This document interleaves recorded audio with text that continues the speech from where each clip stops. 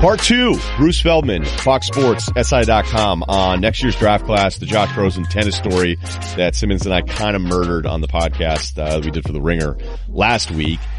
But just following up on some of the NBA stuff that we were talking about in part 1, I've heard so many people go, okay, Boston and Philadelphia, this series is a preview of what's the next 5 years in the NBA.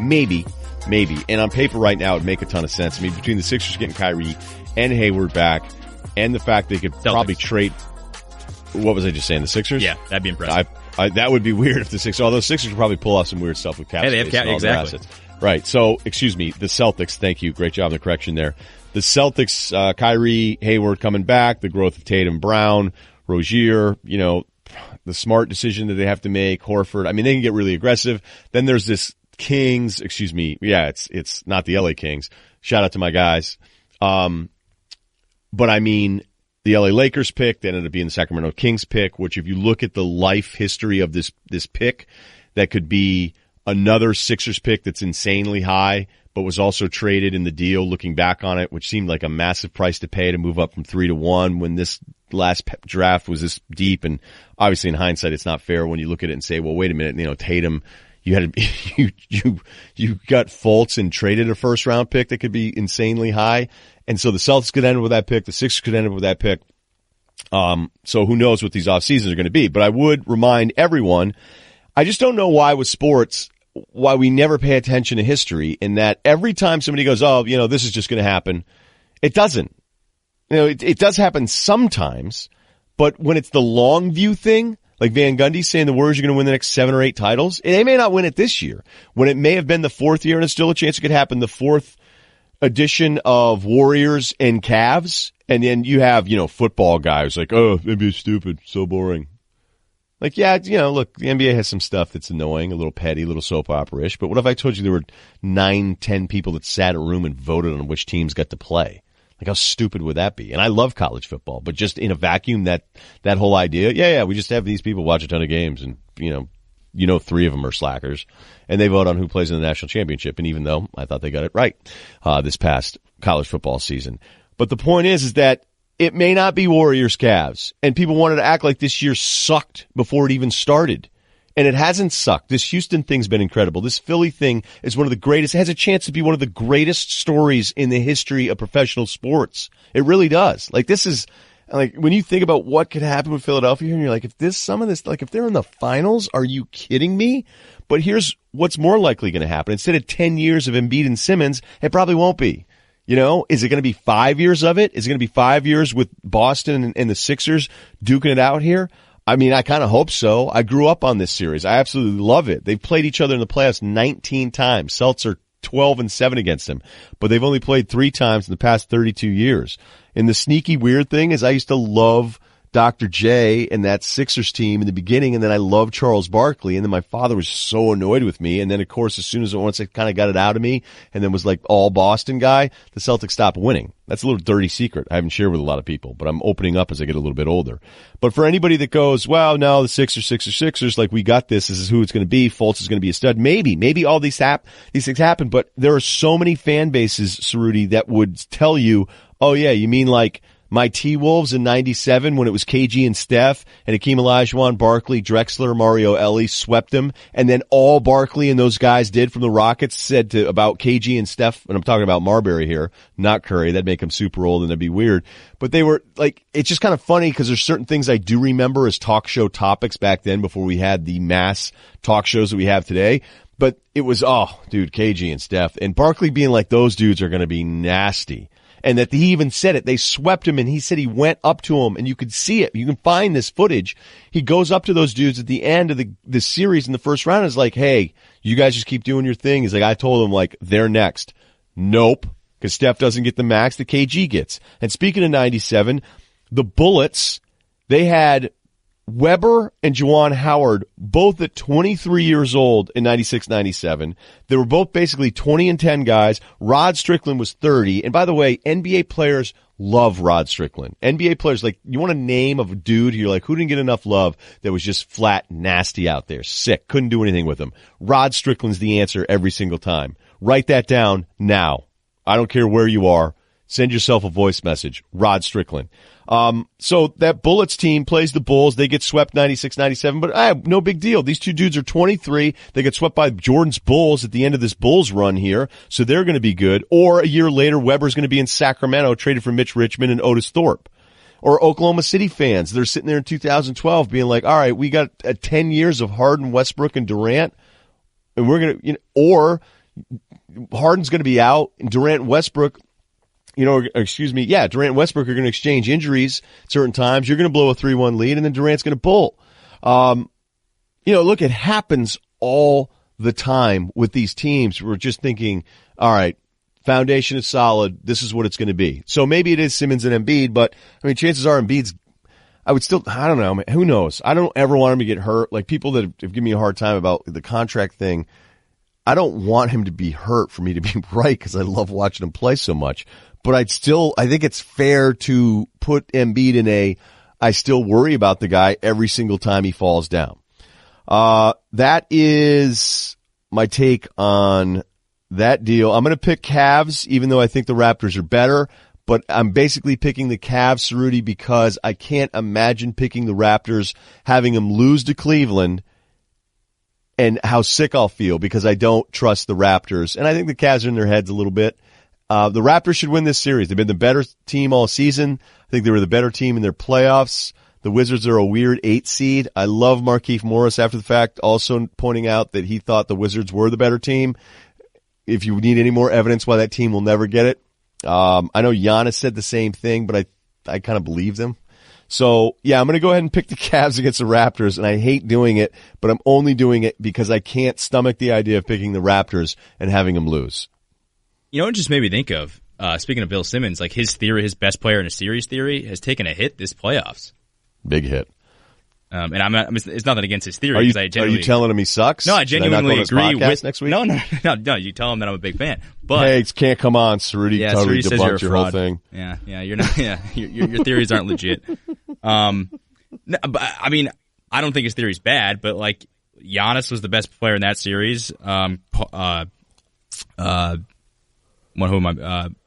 was the best player in that series. Oladipo was the best. No. Well, that's a bit much, but yeah, I can't see. I don't know. Anthony Davis, though. Yep. Westbrook was probably the best player in his series, so taking out left and right. He may have not. The thing is, like, man, I just love that Mitchell had that moment so that the rest of the world, you know what I mean? For 82 games, but having a couple weeks like Donovan Mitchell just had changes everything. Okay, I have one draft thought. We're going to get to Bruce Feldman here in a second. The Lamar Jackson deal. I do love the way, like, the Ravens loved this guy and they had to trade back in to get him. I don't know if Lamar's going to be any good. You've already heard me talk about all the Lamar stuff. I think it tells you a little bit about the league. Maybe it was the depth of the position that it took until a team trading back into the draft for the 32nd pick to go ahead and take him. It did get a little weird as far as which teams, QB needy, which teams would maybe even do something like the Chargers once they didn't take him in the middle of the first. Then you could see, all right, maybe Lamar is going to be in a little bit of trouble here. Those private meetings that weren't private, both of them with the New England Patriots, were like, oh, this secret meeting Lamar Jackson had with Belichick. Oh, it'd make all the sense in the world. When they took a tackle from Georgia, you knew they probably weren't going to then also take him later on, because if they love him, you love him. So for the Ravens to argue that they love Lamar Jackson, let's just recap what happened with the Ravens in the first round. They had the 16th pick. They could have taken Lamar when they loved him then. They didn't. They traded back to 22. They could have taken him with the 22nd pick. Well, they didn't. They traded out of that and moved back to 25. Well, now they'll take that Lamar Jackson guy that they love. No, they took a tight end, Hayden Hurst, who I actually do like, and then they traded back in at 32 to take Lamar. So really, for all the Ravens pieces that I've read about how much they loved him, and I guess they loved him enough, to at least trade back in. They loved him so much they passed on him 3 times. I don't know if that is interesting to other people. It is to me, because I'm like, what? Like, hey, baby, you're the only one for me. You've DM'd all of my roommates. True. But they all said no, and you seem the most obtainable at this point. It's getting late. Anything on that, Cerruti? Well, I think it's everybody's throwing on the Bisciotti audio of him saying that, like, oh no, we're not worried about a successor to Flacco because we have more concerns than that. And then they go ahead and like a couple weeks later and draft basically his, the guy that's going to take his job. I don't know. Yeah, you're right. There's no way they valued him that high, but maybe they just didn't think he would. I don't know. Maybe they didn't think he would be there, and they're like, "Hey, we're going to have this one opportunity to kind of make a splash here. Let's go ahead and do it because our fan base is bored of Joe Flacco." Yeah, see, that's the thing is like I read one piece. I forget where it was. I was reading all this draft recap because that team is so boring. They're just so boring. They're so uninteresting. Their attendance was terrible. So it's like, hey, we need to do something. He's still here, and he's going to play. He'll play probably this year. I was going to say, you could play Flacco at quarterback and have him be the backup and be like an offensive weapon type guy. Just get the ball in his hands while he's developing into being the guy who's going to take over in the future. Yeah, I guess I just, I couldn't read any more stuff like the Ravens, had always liked him and blah, blah, and you're just like, they passed on him 3 times. All right. Little update on the life thing here and then we'll bounce. I don't have a house yet. It sucks. There's no other way to say it. I'm putting off the movers big time. I'm ducking them like a credit, a debt collector back in my 20s in New Jersey. They're like, hey, we have all your stuff. We still good to drop it off May 1st. I'm like, nope. I'm not going to call them back. It's probably pretty stupid for me to admit all this stuff, but I don't care. You guys know how honest I am about this. Yeah, it's a good call. Don't confront the problem. Just sort of ignore it. I do that. Well, this is the play though, because I'm going to get charged for storage. Like the minute I go, I have no idea when I can move in. I'm sorry, it could be May 15th now. They're going to go, all right, well, the clock is running now. So the longer I can delay that clock running, the longer I can go maybe having to get, charged $100 a day to keep all my stuff somewhere. It's a sneaky savvy play. Yeah, like I think this is smart. Whereas 20s, it was totally don't confront the problem. Creditor calling, after a while, like anybody that knows the creditor game out there when you're a kid, or maybe you're just older and haven't figured it out. I started becoming numb to it. Some hardo gets on the phone and be like, well, we know where you live. I'm like, great, there's nothing here. Oh, well, you don't pay your bill. We're going to do this. Like, no, whatever. Like, I'll get to it when I can. It's not like I have a ton of money. I'm just keeping it from you. Like, you can yell at me and make me feel bad and get on my case, but this is my first rodeo, and I know all the mean things you're going to say to me, and it doesn't mean anything. Like, you can get as mad as you want. It doesn't mean I get a raise. So, so I'm trying to play the reverse with them and the mortgage company. They've been good.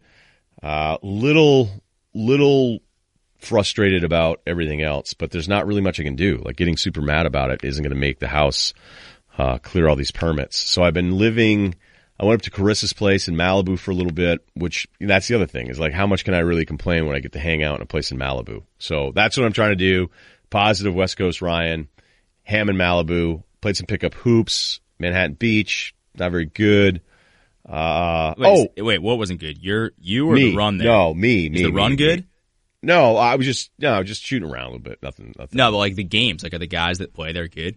There's a game that's pretty good, and I wouldn't even have hesitated years ago, and now I'm like, I don't know, dude. Public figure, sure you ready? Like maybe you get a couple get a couple 40 and older games, 40 and over, and run around with those dudes, and then you go. Because I still like to play in the younger games, But if I play in like a game with the guys my age, but I don't know. There's a lot. Depends. All right. I needed a ruling on this. I noticed this out in LA. Oh, celebrity sightings.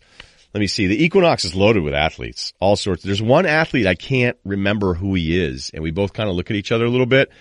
And he's a pretty big dude, like super athletic looking. Jerry Hairston Jr. said hello to me today, and he pulled up in his car. Yeah, and he was like, "Hey, Ryan," and I'm like, "Yeah." And he goes, I was like, "Yeah, dude. Yeah, I know who you are." I think I was always super annoyed by him when he was with the Orioles back when I was hardcore Red Sox guy, but he was super nice. He said hello. He said we'd catch up. There's a ton of athletes there though. I'm trying to think who else. Girl from the NFL Network. It's a real who's who, Cerruti. You would love it. But what I've noticed is that the full sleeve thing now is so, like as a non-tattoo guy, I'm never going to get one. But I could see going, you know what would be fun is just a nice jacked arm full sleeve. Like that would, but it's going to be too late. It's going to be too late, so I'm not going to do it. Yeah, it's probably too. I mean, listen, I think they look awesome. I mean, well, first off, it depends like how it's done. Like some look like trash and some look good. You probably have to be a little bit ripped. Like you can't just have like. That's why I wouldn't do it because my arms are just there's really no muscle there or anything, so it kind of looks funny and too skinny. It looks like you tattooed like a couple pencils. But I don't think at this point, if you just like show, like for instance, like Lionel Messi just showed up one season with an entire sleeve, and it was like, whoa, like you're 30 and you just got a sleeve like overnight. I think that would be too shocking if you did something like that. Yeah, I'm probably not going to get a full sleeve overnight, and like I said, I'm not going to do this at all. But I think about it sometimes. I think about like what would I do? I think the Lewis and Clark trail with different historical timelines from your wrist to your shoulder would be cool. I think something having to do with nautical history would be cool. Definitely. Bullets and skulls. Like, what am I going to join a bike gang? Probably not going to join a bike gang, although they'd have better housing than my current situation. If I join a bike gang this week, I know I'd have a place to flop with an old lady on my backside. That's what they call them. Not offensive. Just gang terminology. Read a book. But yeah, here's the deal. There was a guy waiting on me. I saw Vince Vaughn at a restaurant last night. Didn't say hi, even though I've met him 3 times. Thought it was a good time to just kind of lay back, see him again. A guy had a full sleeve,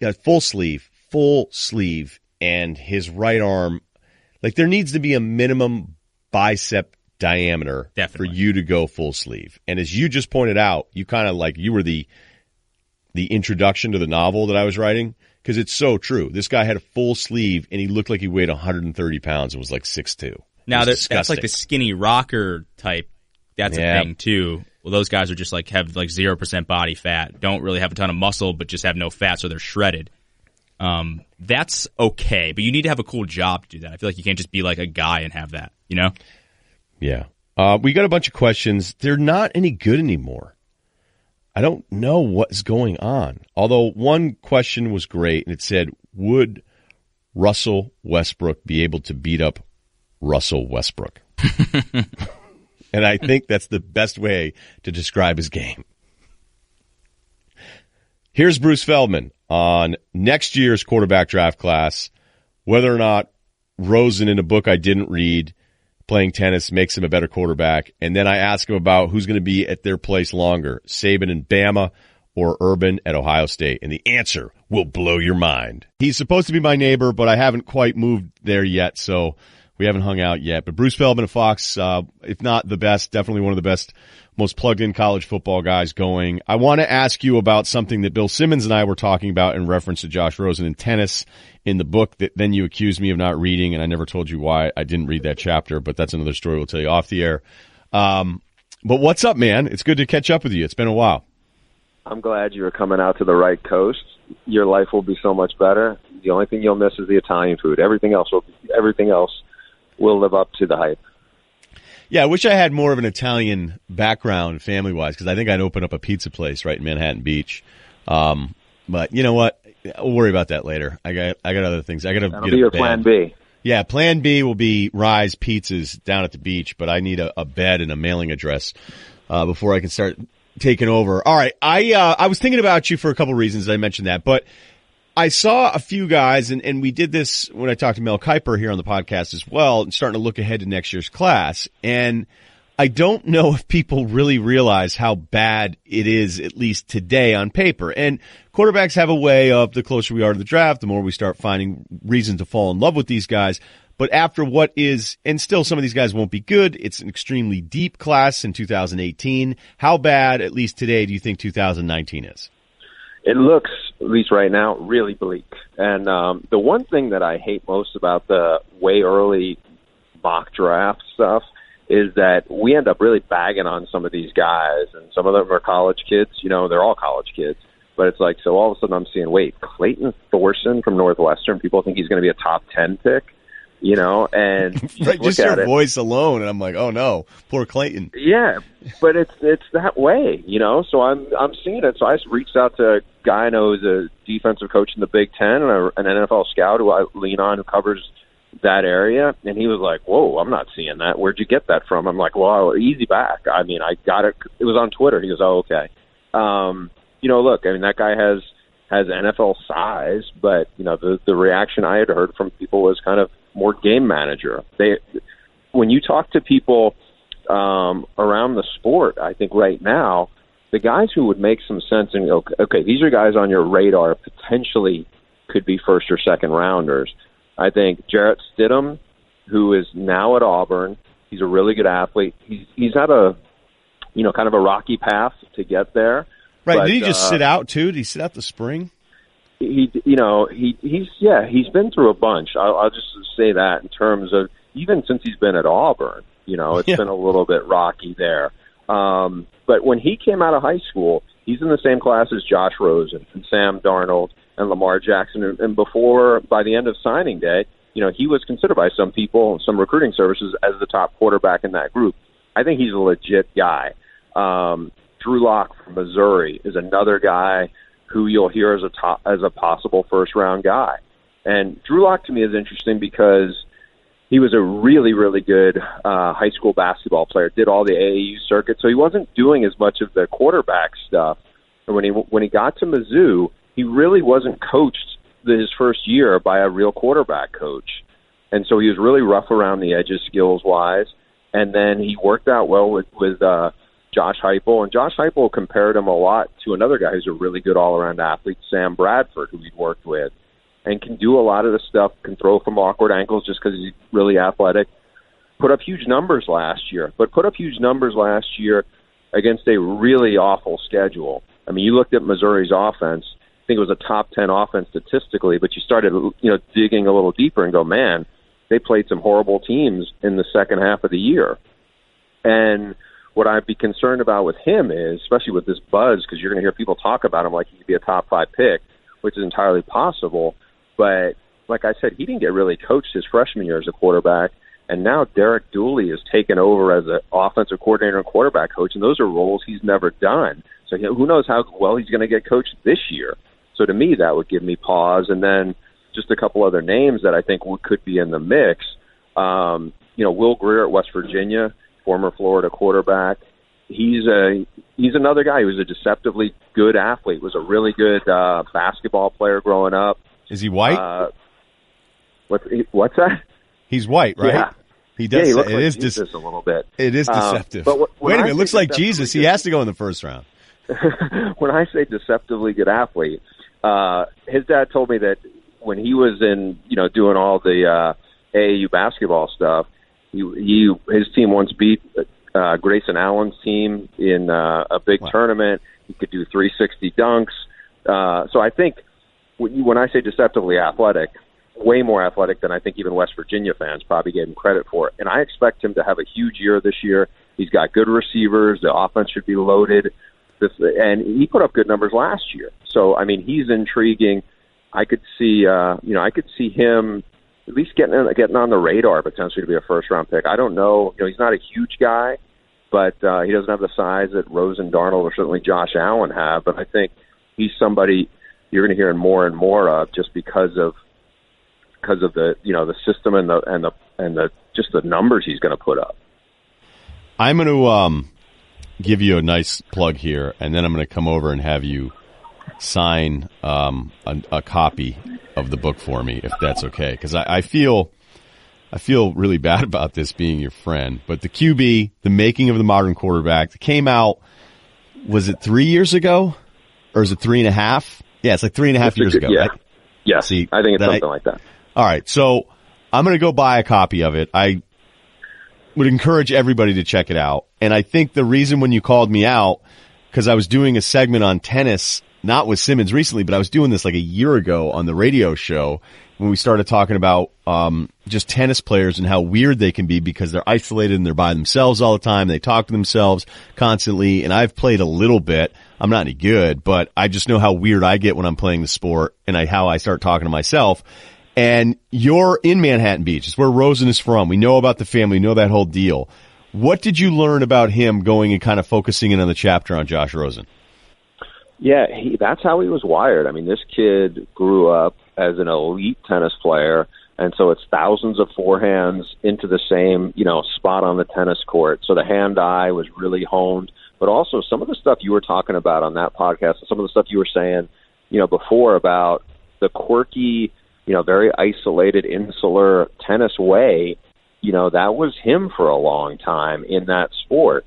And so he was going to be, an elite tennis player if he opted to stay in that route. But, at some point, he had said that he had really, his body was outgrowing it. His feet were big. He was not the average sized tennis player. So we're a guy who all of a sudden people look at and go, wow, he's got really good footwork and everything. When he was comparing himself to other, top 10 national tennis players in his age, he was dwarfing them. And he was like, wow, those guys are a lot more nimble than I am. And so what's interesting looking back at this was when I started, kind of kicking around with like this quarterback crop, especially him, because it was fascinating. He's in, literally I would walk across to go to the gym, like right next to the tennis club that he grew up training at. And so I had talked to Tom House, who's Tom Brady's guy and who's Drew Brees' guy and former, major league pitcher, and he's the leading like sports biomechanics guy in the country.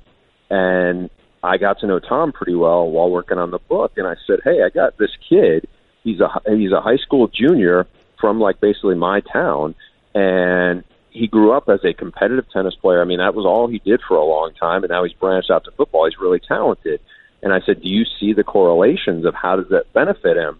And he said, no doubt it does. And then he pointed out that Drew Brees was his guy for, 10 years, plus that he worked with. And Drew Brees was an elite tennis player, not as good as Josh was, but he was so good that he beat Andy Roddick in a match.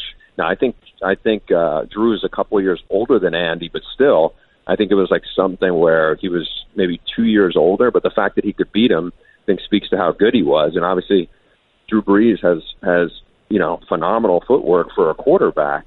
And so, it took that a little further. As this draft process went on, Josh Rosen ended up working with Tom House, not because of me, but it just like shows you how small that world really is, and those guys connected. So we'll see. I mean, before the Drew Brees, Josh Rosen tennis quarterback thing, the only other guy I knew of who was a quarterback and a tennis player, this is a blast from the past for you, our old ESPN colleague, Jim Donnan, who played college in the 60s, I think was like an all-ACC tennis player and also like a really good quarterback at NC State. But, that was obviously a different era, but, it was somewhat applicable there. Yeah, he was there on my way in. I mean, that was a long time ago. I remember Stanford Steve like loved him because they would talk games all the time. And then I think Jim had there was like a nickname for the games he liked. They'd call him Jim Steamers or something. I don't even know if that's, I don't know. I forget because like Stanford Steve is young and this was all like, I was just 30, I think. And Stanford Steve's a couple years younger than me and he would come in and be like, oh, Don and Steamers. He's got like 3 ACC games he loves this week. And I would just like laugh my head off and he would come by and hang out and then, I didn't really hear from him again. Hey, is Rosen, cause I do this and I'll ask people, cause I always think it's funny when people think a quarterback like is a jerk. And I get, okay, you gotta have everybody like you, but I don't know if they have to love you. I think they just have to respect you and trust that like when you break the huddle, they believe in you. You know what I mean? Anybody that's ever played the position when you're playing and you break the huddle and you can tell nobody really has confidence in you, it's an awful, awful feeling. And Rosen can be a jerk. I just don't know if it's like a jerk to the level that's detrimental to his own growth or, detrimental to how a locker room will react to him. Because I think all of us know like, a lot of the high school QBs were jerks. They were bullies, because life was awesome for them. In college, you're going to get sorted out a little bit here and there, but I'll never just be turned off because a guy appears to be abrasive, especially when I know deep down all of these guys that I'm talking about all the time, I don't know any of them. I don't know any of them. I've met them a few times, but that doesn't mean I know who they are as people. No, and I think in the same. Look, I spent a ton of time around Baker Mayfield relative to what I've spent around, other college football players. I can't say I know him, that well. What I would go by is I do know a lot of people who've been around the UCLA football program. I know 2 of the 3 offensive coordinators that Rosen had, and I know those guys really well. I've had conversations with a lot of just people around the program, and what you keep getting back to is it's the people who probably don't know Josh Rosen very well that may have had either one interaction and thought it was a little awkward or something, and that's where it starts to lead to the whispers, about like, oh, he's not a football guy or, whatever. I think the thing that, was kind of like a head scratcher to me is when people were starting to talk about, oh, well, he comes from a lot of money. Guess what? A lot of quarterbacks come from a ton of money. You know why I know that? Because they train with these private quarterback coaches who are, commanding thousands of dollars for them. And a lot of them have been doing it since they were in 7th grade.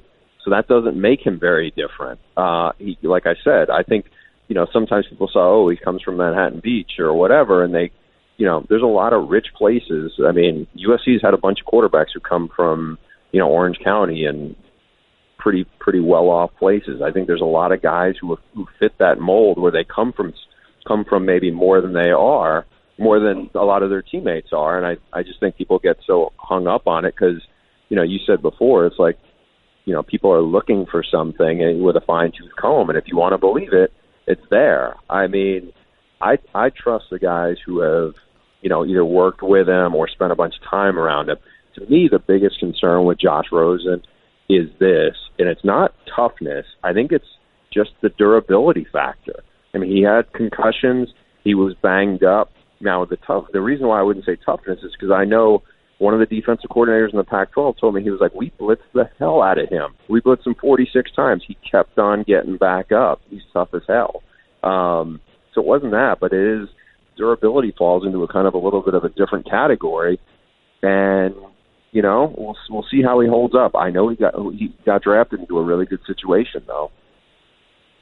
Yeah, he's my favorite one. I think I saw him do more NFL stuff. That's always my go-to line with Rosen. I saw him do more NFL stuff than any of the other guys. But it doesn't. Hey, towards that, Ryan, one quick thing. It was a Thursday night game, UCLA against Cal. It was his true freshman year, and I sat by the guy who's now, I think, the GM of the Tennessee Titans and a bunch of other NFL personnel people. And I don't know if they were all there to see Jared Goff, but Jared Goff was the big buzz there. Josh Rosen looked like twice the player Jared did. And I'm not saying, Jared's, Tom Brady or anything, but Jared's turned out to be, looks like he's going to be a really good NFL quarterback. And I think Josh has all that stuff that people love Jared Goff for. And I think there's probably even more, more juice in him than that. Now, maybe Jared has some things that people, his personality is a little more even keel, and that probably sits well. But if you asked anybody that night, I think they would have told you Josh Rosen's a much more talented quarterback than Jared Goff. Wow. But I don't think that's shocking. That actually doesn't shock me now when I think about just the nights where I've looked at Rosen and been really impressed. I got to make sure I was off mic there a little bit. I apologize to all the listeners. Right now you're well, I know you are a parent, but let's go. You have a kid. He's getting ready to sign. Everybody wants him. Every major program wants him. He's a quarterback. You want him to play in the NFL. Everybody's on the same page. Give me the program, the D1 program that you would most trust to take your top prospect quarterback kid and groom him for the NFL. It's hard because I look at that and I sit there and go, I'm not playing to Stanford Steve here, but like if my kid, you got a pro-style offense and you got the best education in major college football at Stanford, you have everything you think you would need. You're going to play behind what's probably going to be a really good offensive line. But the part that's missing is since Andrew Luck's been there, they have struggled to develop a guy. And so that gives me a little bit of hesitation. But I would start with that. I mean, there's other programs that have produced a lot of, probably a lot more prominent quarterbacks of late. I would consider, though, all the things that are involved in that. And that's why I said, to me, as long as David Shaw is there, I think Stanford would be a tough option to look in the other direction from, because whatever you see here, I mean, look at the last couple of drafts. I mean, the staff that's now at Wyoming has had two guys who were top 10 picks in the last 3 years. But I wouldn't, think realistically, wouldn't want to send my son if he was the greatest high school prospect into the Mountain West. I mean, it's just, I'm just being realistic. Right? Yeah, right. Would you have answered Harbaugh 2 years ago? I probably would have, because back then he had a grad transfer in Jake Rudock who played well, better than he did at Iowa, and he had that track record of what he'd been doing, and it was rolling. But now, I mean, I did a Michigan game last year where Wilton Speight got hurt and then John O'Korn went in there. You would think they would be a lot better, but to me it speaks to a little bit, I don't want to use the word dysfunction because that's too strong, but it speaks to a little bit of the staff instability that was around there. I mean, a couple of years ago, it was Jed Fish working with Jim Harbaugh on the passing game. Jed left to go to UCLA, and then Pep Hamilton came in, and it struggled. And now Jim McElwain's there, and we'll see how it goes. Pep's still there, so yeah, it's a little shakier, no doubt. I mean, look, one of the wild cards to me in this whole quarterback 2019 talk, and it's a big wild card, but because he hasn't been named the starter yet, but Dwayne Haskins from Ohio State is a super talented kid. He can throw the heck out of the ball. I've spent a little bit of time in Columbus last week, and that system, with Ryan Day there, with Kevin Wilson, the way Urban Meyer structures things, they develop players. They're going to be around a ton of talent. That would be a definite consideration. If you're looking at where is the kid going to really get groomed. Now, the question is, who's going to be the guy, one of these staffs, and I think it's hard to kind of frame it this way, but if you really love the offensive coordinator, if it's at a school like that, the offensive coordinator, by the time your kid's a sophomore or junior, he might be a head coach someplace else, just like Tom Herman was. Yeah, that's why I love Haskins was the kid that all the recruits were saying start right over JT. Wasn't that the thing? Yeah, that was it. Yeah. I mean, he can throw the and hell he came out of the in. ball. He actually looks really impressive. So he looked really good against Michigan. The only knock on him is just, I don't think it's maturity, but when I talked to one of the strength coach there, it was just like he's getting to the levels of what we want, into the, not even to the elite levels of like working and all the intangible stuff that they're trying to measure. The stuff that JT Barrett, quite honestly, was like almost off the charts for them at. And so now this kid's gotten better, but he's being pushed. There's a kid there who's a coach's son, Joe Burrow, who's talented, really talented. So I think that's a good battle. But Haskins' arm is a wow arm, and he's got everything in place where if he takes over that job, I could see people buzzing about Dwayne Haskins because his arm is better than almost every guy that was listed on those mock drafts. Is this a lame question, which is an awesome tease? And if you go, hey, I don't want to answer that because I'm just guessing because it's stupid, but it's great for television. If I were doing a radio show, I'd say we'll have Bruce Feldman on next to ask him who'll be at his post longer, Saban at Bama or Meyer at Ohio State next. But I'm going to ask it to you anyway. Yeah, my guess is it'd be Saban, just because I think he'll be that Bama. I mean, even though he's what's older. that? So you think Bama? All right, sorry. Go ahead. Just answer. I interrupted you. Even though he's 10 years older, Urban's only 53. I mean, I know. That's why I was shocked. Mid-60s. But I just don't see Urban wanting to coach when he's 60. And, I could definitely see Nick Saban. The only other thing I could see Nick Saban doing is not go to the NFL, but I could see him, sit on the set with Reese Davis and Kirk and do something because he's good at it. And I could see him doing that. But right now, he's so built it he's got everything the way he exactly could want it to be there in Tuscaloosa. Whereas, I mean, I have this story coming out later this week about Urban Meyer, and basically the headline of the story is what keeps Urban Meyer up at night these days. And it's not has nothing to do with Tuscaloosa. It definitely has nothing to do with what's going on in Ann Arbor. It has everything to do with all these other real-world issues that he's kind of consumed by.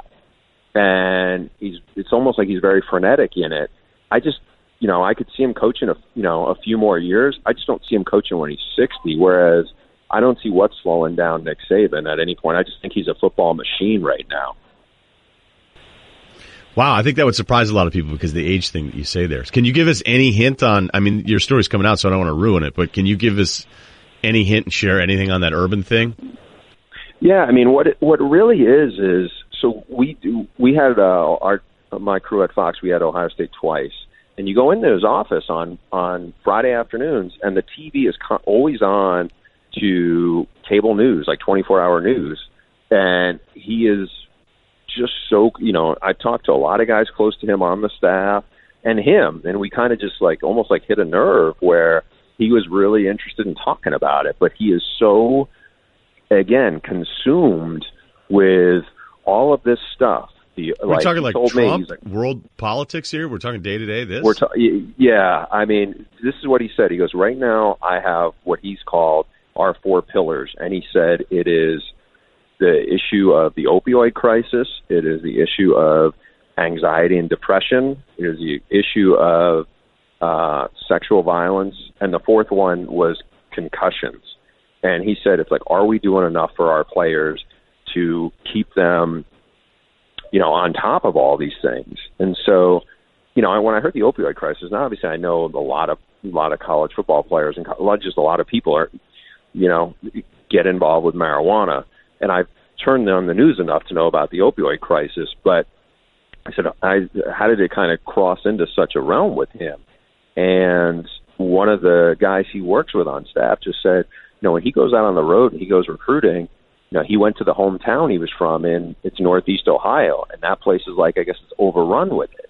And so it just becomes one of these things where I think he sees it, he hears about it, and it's just like, he's got to do something about it. And so that becomes a huge thing, not just for him, but then for that staff where probably more so than any other staff I've heard of, they are really, engaged with their players on what do we need to do and how do we need to handle this? I mean, everything from the police, community relations stuff to the Kaepernick protests. It was just kind of eye-opening to hear these guys talk about it as much as they did. That story's coming out. When were we going to be able to see that one? Should be able to see it by the time this podcast is up. It's supposed to go up, I think, actually. We're talking Monday afternoon, and it's supposed to go up Tuesday morning. Okay, and where you'll have that on? Yes, it'll be on SI.com. Okay, SI.com. Just making sure. Okay, hey man, thanks a lot. And hopefully next time I talk to you, it'll be in person and we'll be neighbors and I can show you my place. But I'm not banking. That would be awesome. So I'll bring the booze and you can bring the sunshine. All right, man. I just need an address. Thanks, Bruce. Talk to you soon. All right, anytime. Take care.